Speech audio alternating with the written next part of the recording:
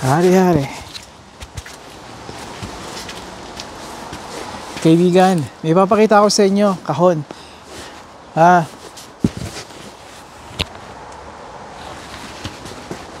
Dahlia. O dito, ang tawag rin nila ay Dahlia. Lalo na yung mga sa Ingles, sa mga Briton. Dahlias. O sa atin, Dahlia. Ito ay hindi perennial. Ibig sabihin, hindi ito bumabalik kung iwan ninyo sa lupa. Kapag nalagis na lahat ang mga dahon, at bumalik na sa lupa ang mga perennials, ito hindi babalik kung pababayaan nyo sa lupa dahil sa sobrang lamig dito sa Canada. Ito iniimbak tuwing fall.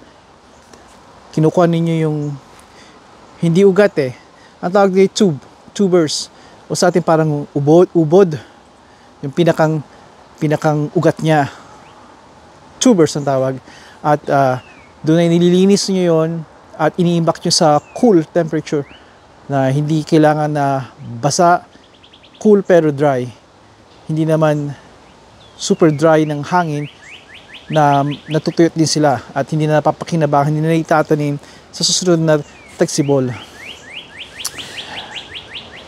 Requires a little tricky. Medyo tricky ang pag-ibak nun, pero nakakasanayan din. Kaibigan,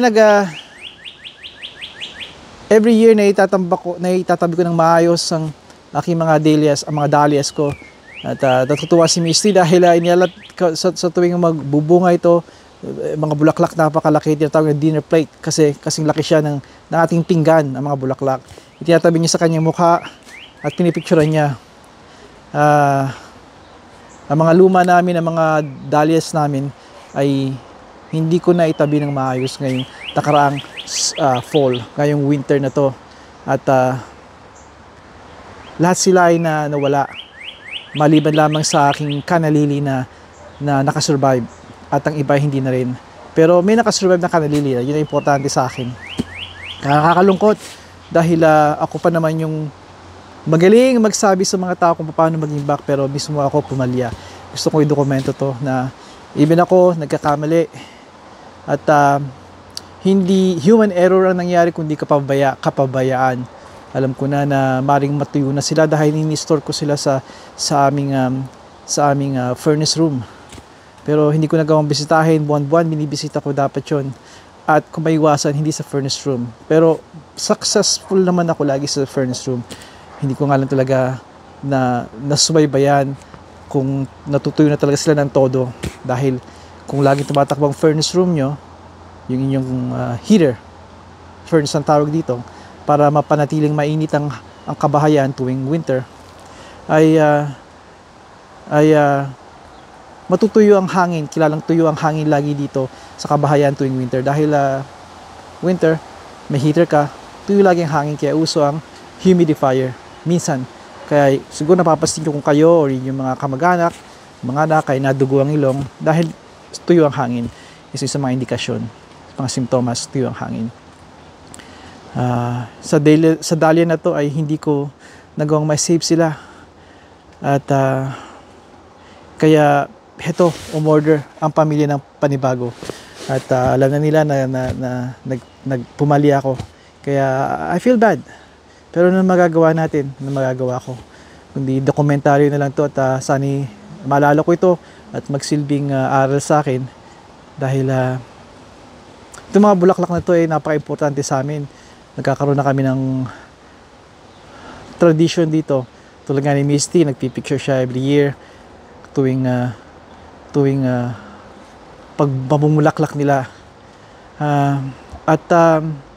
Mga tao na dumadaan dito tuwing fall dahil nararamdaman nila na naman ang pagkalungkot, pagkalumbay dahil sa mga pagdating ng lamig, pag-ikli ng araw, at paghaba ng dilim, paglamig.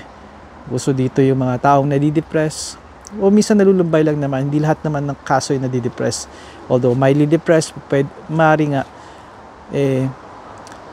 Ang ginagawa ko hanggat maaari ang aking mga dahlia at canna lily ay hanggat mari, hanggat sa huli nilang sandali ay hinahayaan ko sila na manatili sa hardin para makita ng mga tao nagdaraan. Madalas dito kasi ang tinatawag na walk, yung paglalakad, nakakatulong yun sa pangkaisipan ng mga tao. At sa pagdaan nila dito, ayan, nakatingin sila sa mga makikintab, magagandang bulaklak pa rin namin dahil sa paglanta, pagkupas ng mga bulaklak dito at mga kapitbahay namin ay pag tinatawag na pagkukondisyon ng kanilang hardin, pagtatanggal ng mga lupa, ng mga pagputol ng sanga, ng mga bulaklak, paghahanda sa winter, ay hanggat maaari hindi ko ginagawa yon. Ako yung huling makikita nila na dito sa aming bakuran, huling makikita nila na may bulaklak, may kulay. At sana magawa ko pa rin yun sa pamamagitan nito. Medyo late na, Mayo na ngayon. Mayo, gitna na ng Mayo. At nalalapit na yung last frost namin dito. May 15 ang last frost dito. Give or take, maaaring lampas pa yon. Pero sa libro o sa history or average, May 15, medyo safe na. Pero I believe May 18 magkakaroon kami dito. Somewhere there, a little past May 15, meron pa kaming 2 degrees, which is close sa freezing temperature pa rin yun. Kaya inaantabayan ko yung kaya pinapakinamdaman ko, tinitignan ko yung mga halaman namin, itinanim na nasa lupa na hindi ko na kayang ibalik sa loob. Ito naman, ay mag-uumpisa muli tayo. Isa na mga pagkakataon na mailagay ko to, maitanim ko.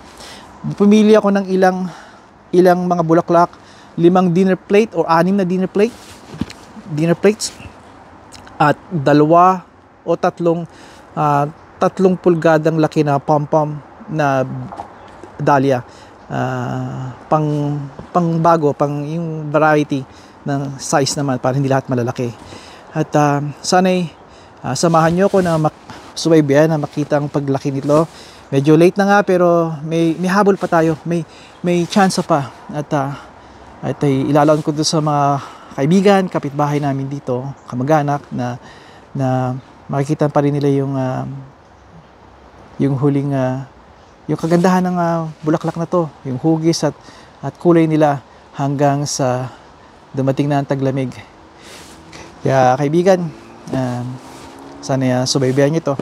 At makikita ninyo kung gaano kagaganda sila. At pagbubutihin ko this time. Magsisilbing aral to sa akin na kailangan ko masalba siya at maitago ng mabuti sa darating na taglagas. Itatanim ko na siya dito. Hindi ko alam kung ilalakip, isasama ko ito o itatapusin ko na rito. Hanggang dito lang muna. Kaibigan, hanggang sa muli. Padayon.